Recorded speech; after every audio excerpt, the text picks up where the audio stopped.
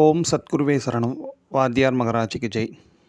குருவர்களால் கால ரகசிய பதிவேட்டில் பார்க்கக்கூடிய விஷயமானது பார்த்துட்டிங்கன்னா, இந்த மனோபலம் அதிகரிக்க இந்த தேவையில்லாத டென்ஷன், மன அழுத்தம் அண்டு ப்ரெஷரு, பிபி இப்படின்ட்டு நிறைய பிரச்சனைகள் இன்றைக்கி சர்வசாதாரணமாக இருக்குது. இதுக்கெல்லாம் ஓரளவுக்கு ஒரு ஆன்மீகத்தில் இருக்கக்கூடிய சில தீர்வுகள் அதை மட்டும் பார்த்துக்குவோம். ப்ளஸ் கூடுதலாக பார்த்துட்டிங்கன்னா, இந்த அடிவயிறு சம்மந்தப்பட்ட வியாதியால் நிறைய பேர் பாதிக்கப்பட்டிருப்பாங்க. ஈவன் இந்த கிட்னி ஸ்டோனு, அப்புறம் இந்த குடல் வாழ்வு பகுதி ஏதோ வளருது, அப்ரண்டிஸ், இப்படிலாம் நிறைய அடிவயிறு சம்மந்தப்பட்ட பிரச்சனைகள் நிறைய உண்டு. அதுலேயும் பெண்களுக்கும் அது மாதிரி நிறைய உண்டு. இதுக்கும் ஒரு சில தீர்வுகள் அந்த மாதிரி. இது ஆன்மீகத்தில் என்ன வகையான பூஜைகள் மந்திரங்களை நாம் வந்து பிரயோகப்படுத்தினா ஓரளவுக்கு இதுக்கெல்லாம் ஓரளவுக்கு நல்ல முறையில் தீர்வு கிடைக்கும் அப்படின்ற ஒரு விஷயத்தை வாத்தியார் குறிப்பிட்ட சில குறிப்புகளை நம்ம இங்கே பார்த்துக்குவோம். அது ஏன் இப்போ சொல்கிறோம் பார்த்துட்டிங்கன்னா, இந்த ஜனவரி 12 திங்கட்கிழமை அன்று சுவாதி திருநக்ஷத்திரம் இருக்கும். இந்த பொதுவாகவே சுவாதி திருநக்ஷத்திரம் திங்கட்கிழமை கூடிய வேளையில் இருக்கும் பட்சத்தில் இந்த வாலில் மணி கட்டி இருக்கக்கூடிய ஆஞ்சநேயர், பொதுவாகவே ஆஞ்சநேயர் எல்லா இடத்துலையும் தரிசனம் தந்தாலும் அதன் ஒரு சில இடங்களில் தான் வந்து வாலில் வந்து மணி கட்டி இருக்கிற மாதிரி அந்த சிலாரூபங்களில் இருக்கும்.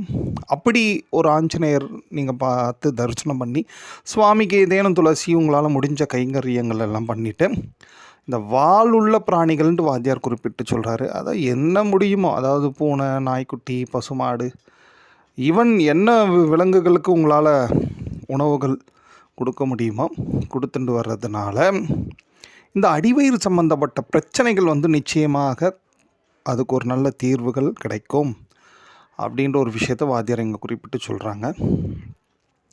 அது நம்ம ஏன் இப்போ எடுத்திருக்கோம், இந்த எவ்வளோ வாட்டி இந்த சுவாதியும் திங்களும் வந்து போயிட்டு இருக்கோம்.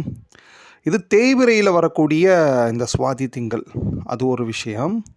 ஏன்னா தேய்பிரை வந்து பொதுவாகவே நோய் நிவர்த்திக்கு ஒரு விசேஷமான காலங்கள் தான் அந்த தேய்பிரை காலங்கள். ஸோ அது திங்கக்கிழமையும் சுவாதி இந்த தேய்பிரையில் இருக்கிறது ஒன்று.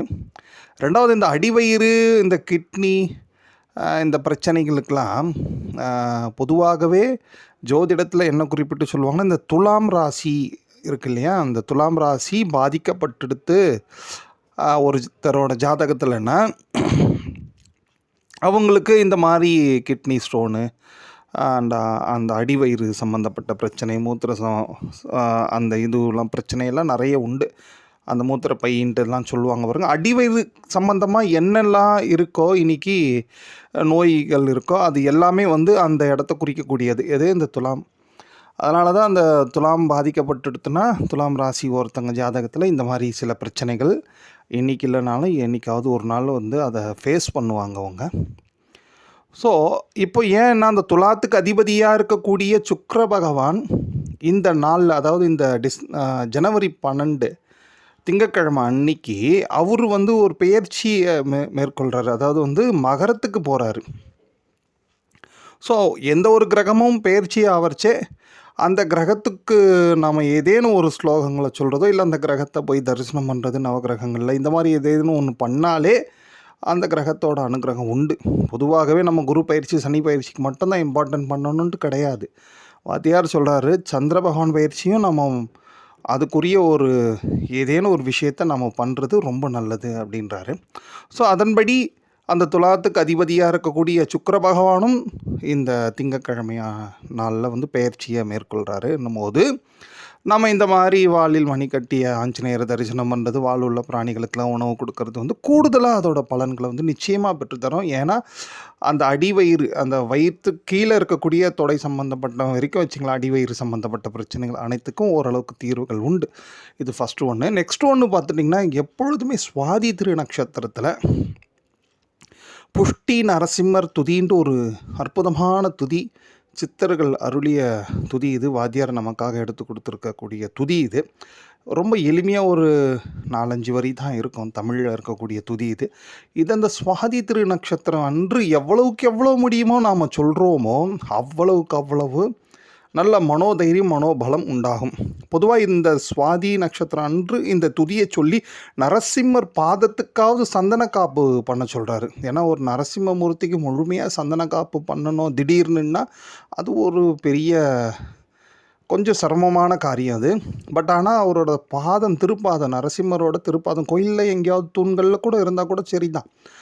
அவரோட திருப்பாதத்துக்கு அரைச்ச சந்தனத்தை நம்ம காப்பாயிட்டு இந்த துதியை சொல்கிறதுனால இந்த தேவையில்லாத மன அழுத்தம், டென்ஷன், பிபி போன்ற பிரச்சனைகள்லேருந்து ஓரளவுக்கு நிவர்த்தி நிச்சயமாக கிடைக்கும் அப்படின்ற ஒரு விஷயத்தையும் வாத்தியார் இங்கே குறிப்பிட்டு சொல்கிறாரு.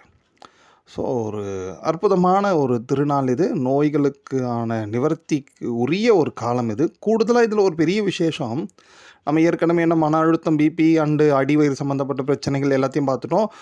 இன்னொரு பிரச்சனையும் இருக்குது. அதாவது இன்றைக்கி ஒரு எல்லாருக்கும் ஒரு காமனாக இருக்கக்கூடிய ஒரு வியாதியாகவே இது மாறிடுது, சர்க்கரை. ஸோ அந்த வியாதிக்கும் வாத்தியாரோட பெருங்கருணையால் ஒரு என்ன தீர்வு சொல்கிறாரு அப்படி பார்த்துட்டிங்கன்னா, பொதுவாகவே சூரிய சந்திர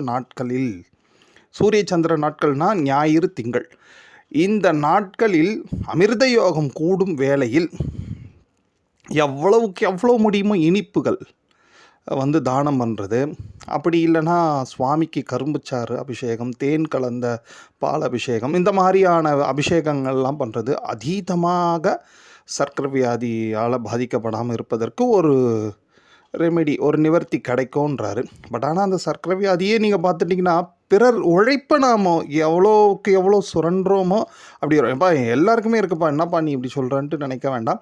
ஏதேனும் ஒரு வகையில் நாம் இப்போ இல்லைனாலும் முன்னாடியாவது யாராவது ஒருத்தங்களோட உழைப்பை சுரண்டி இருப்போம் அப்படின்ற ஒரு விஷயந்தான், கர்ம வினை தான் அந்த சர்க்கரை வியாதி அது. அதனால தான் பாருங்க, நிறைய நிறைய ஓடு, நிறைய வேலை செய்யின்ட்டு டாக்டர் சொல்லுவார். அதை நாம் ஒழுங்காக நம்ம வேலையை நம்மளே செஞ்சுருந்தால் பின்னாடி இந்த மாதிரி ஒரு அவஸ்தை இருக்காது. பட் ஓகே, அது கர்மா தெரியாது, அங்கே போக வேண்டாம். ஏன்னா ஒவ்வொரு நோய்க்குமே ஒவ்வொரு கர்மா இருக்குது. அதை பார்த்தாலே நமக்கு கஷ்டமாக இருக்கும். இதெல்லாம் நான் பண்ணவே இல்லையேன்ட்டு யோசிப்போம். இப்போ இல்லைனாலும் முன்னாடி பண்ணியிருப்போம், இல்லை முற்பிறவிலையாவது பண்ணியிருந்தால் தான் ஒரு கர்மா தீர்வதற்கு தான் ஒரு நோயே வருது அப்படின்ற ஒரு விஷயத்தையும் வாத்தியார் குறிப்பிட்டு சொல்கிறார். ஸோ அதனால் மோஸ்ட்லி நம்ம பிறருக்கு உதவி பண்ணுறதுக்காகயாவது நம்ம வாழ்ந்துட்டே இருக்கிறோம் வச்சிங்களேன், அப்போவே ஓரளவுக்கு பெரிய வியாதிகள்ல இருந்துலாம் நம்ம தப்பிச்சிக்கலாம். ஸோ இந்த மாதிரி காலங்கள்லாம் வரும் பொழுது நம்ம அதுக்குரிய தான தர்மங்களும் அதுக்குரிய ஸ்லோகங்கள் அண்டு பூஜைகளை செய்வதனால அதற்குரிய பலன்களையும் நிச்சயமாக நாம் எதிர்பார்க்கலாம். குருவர்களால் நோய் இல்லாமல் வாழ்வதற்கு முடிஞ்ச அளவுக்கு முயற்சி பண்ணலாம். ஓம்.